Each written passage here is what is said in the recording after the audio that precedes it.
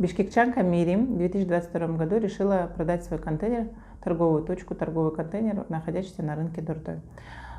После пандемии были плохие продажи, и в целом реализация контейнера долго она проходила на продаже. И в феврале 2022 года объявился покупатель, предложил купить ее в рассрочку, и она продала.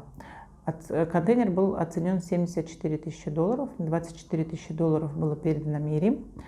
А Мирим 23 февраля 2022 года оформила договор купли-продажи на всю сумму, даже не сомневаясь, что человек не донесет. Он написал расписку и взял срок для того, чтобы остальную сумму $50 тысяч расплатиться. Но к указанному сроку он не смог расплатиться, написал еще одну расписку, сказал, что у него семейные проблемы, что с супругой поругался. И войдя в это положение, Мирим решила еще раз дождаться. Но по итогу уже больше полугода, ближе к году уже было, он не расплачивался за контейнер.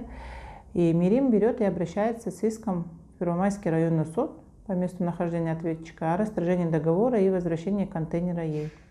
Первомайский районный суд выносит судебное решение 5 февраля 2024 года и расторгает этот договор, и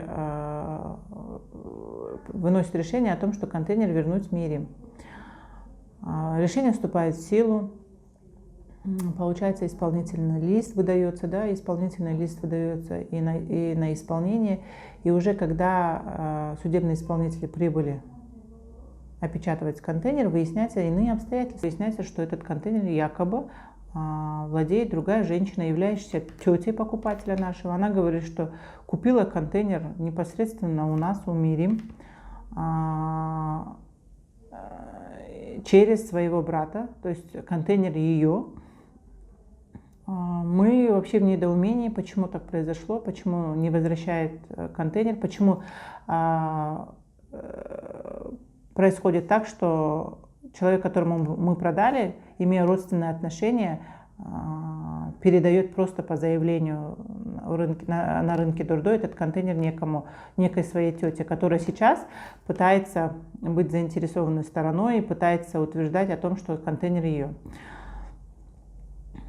Эта тетя подает апелляционную жалобу в Бишкекский городской суд, не являясь стороной сделки вообще в рамках нашего судопроизводства с этим покупателем.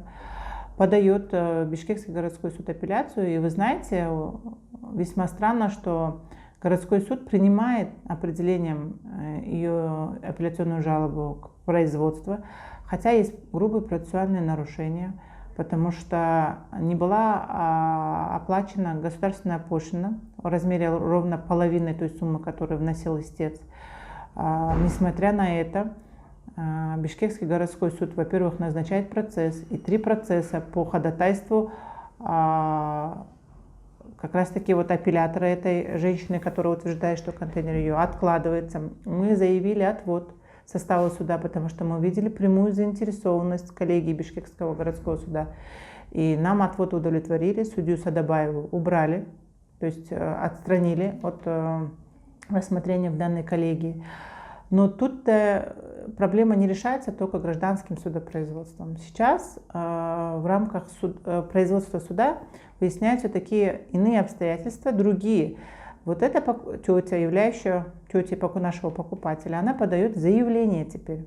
Она подает заявление в ГСУ МВД, не в РОВД, никуда. Она подает в ГСУ МВД заявление на своего племянника и на нас, на Мирим, что мы якобы в сговоре пытаемся забрать ее контейнер. Вроде бы казалась смешная история, да, которая уму непостижима в той части, что идет гражданско-правовая сделка, оспаривание и реализация наших прав и оспаривание наших прав в суде. Но ГСУ МВД возбуждает уголовное дело, вы представляете? И не только возбуждает. Мы недавно на процессе услышали, что задержали ее племянника, задержали и меру пресечения даже применили в отношении него на 2 месяца в СИЗО. Мы вообще шокированы этой ситуацией, потому что ГСУ МВД стал инструментом воздействия. То есть это гражданская правовая сделка под каким-то влиянием определенных лиц, влиянием и заинтересованностью напрямую ГСУ переходит в уголовную плоскость. Это бы все не тревожило нас до той поры, пока бы мы, во-первых, не лишились, Мерим моя подзащитная, не лишилась бы контейнера, не лишилась бы денег, и еще за то, что она защищает свои имущественные права и конституционные права, ее пытаются привлечь к уголовной ответственности в ГСУ МВД. Идет правовой беспредел, потому что даже если предмет есть состава преступления в рамках обращения и заявления этой последней покупательницы, то при чем тут человек, который продал этот контейнер и не получил этих денег? Это, во-первых. Во-вторых, мы видим, что идет произвол.